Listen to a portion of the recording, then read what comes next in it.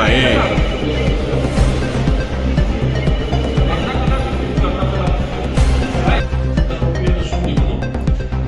તારીખ 13/10/25ના રોજ વટવાના ભગવતીનગરમાં એક સ્કૂલે જતી સગીર વયની બાળા સાથે એક આરોપીએ તેને સ્કૂલે જતી રોકી પૈસાની લાલચ આપી અને હું તને ગાર્ડનમાં ફરવા લઈ જઈશ એવી બધી લાલચો આપી અને નજીકમાં એના ભાડાના મકાનમાં પોતે રહેતો હોય ત્યાં આગળ આ સગીરાને લઈ ગયેલો અને ત્યાં એના શરીરે અડપલા કરી એની મરજી વિરુદ્ધ દુષ્કર્મ આચરેલ હોય જે બાબતનો ગુનો વટવા પોલીસ સ્ટેશનમાં નોંધી અને આગળની તપાસ હાલમાં ચાલુ છે.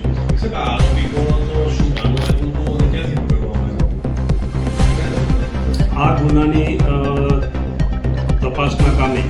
શરૂઆતથી જ આ ગુનાની ગંભીરતા ધ્યાને લઈ અમારા ઉપરી અધિકારી શ્રી શીતલ ટુ સાહેબ,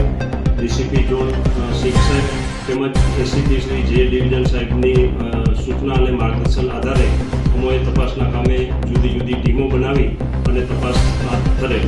દરમિયાન ટેકનિકલ સર્વેલન્સની મદદથી અમોને એવું જાણવા મળેલ કે આ કામનો આરોપી કે જેનું વતન યુપી હોય તે વતનમાં ભાગી ગયેલ હોવાની શક્યતા જણાતા અમે તાત્કાલિક એક ટીમ યુપી ખાતે રવાના કરી અને ટેકનિકલ સર્વેલન્સના આધારે માહિતી આધારે આ આરોપી એમનું વતન ભટકી ભઠિયા જે યુપીના મહુ જિલ્લામાં આવેલ છે એના ગામે પહોંચે તે પહેલાં જ અમારી ટીમે તેમને દબોચી લીધેલ છે અને આરોપીને ગુનાના કામે ધોરણસર અટક કરી હાલમાં તપાસ ચાલુ છે. આરોપીનું નામ છે પ્રફુલ ઉર્ફે પ્રિન્સ બેચન ઠાકુર. એણે આ સગીરા સ્કૂલે જતી હતી એને રસ્તામાં અટકાવી અને એને પૈસાની લાલચ આપી અને હું તને બગીચામાં ફરવા લઈ જઈશ વગેરે જેવી લાલચ આપી અને એને ફોસલાવી અને પોતે ભાડાથી જે રૂમમાં રાખીને રહેતો હતો ત્યાં આગળ સગીરાને લઈ જઈ એમની શરીરે અડપલા કર્યા અને એમની મરજી વિરુદ્ધ દુષ્કર્મ આચરી અને રૂમમાં જ એમને રોકી રાખેલ અને પછીથી દીકરીને ત્યાંથી જવા.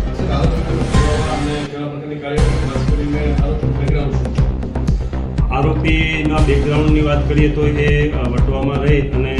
છૂટક મજૂરીનું કામ કરે છે પ્રાઇવેટ કંપનીમાં. સાહેબ, આ ઘટના બની એ પછી પરિવારને કઈ રીતે જાણ થઈ કે દીકરી સાથે આવો બનાવ બને છે? પરિવારને આ દીકરીનું થોડું ઘણું વર્તન એના ઘરમાં છે એ નાસ્તાની વસ્તુ લાવી કે મેં નાસ્તો લીધો છે, પછી બીજી કંઈક કપડાં ધોવાના બ્રશ કે એવું લઈ આવીને એ એમના મા બાપને ધ્યાનમાં હતા કે તું દીકરી આ ક્યાંથી લાવી છે તો એણે બધી આખી ઘટના કીધી કે મને આ જે આરોપી છે એણે મને આ પ્રકારે મને પૈસા આપ્યા હતા અને એ દરમિયાન એમના પરિવારની સામે આ ઘટના આવતા એ દીકરીને સમજાવી અને એને વિશ્વાસ અપાવી અને પોલીસ સ્ટેશન ખાતે ફરિયાદ કરી.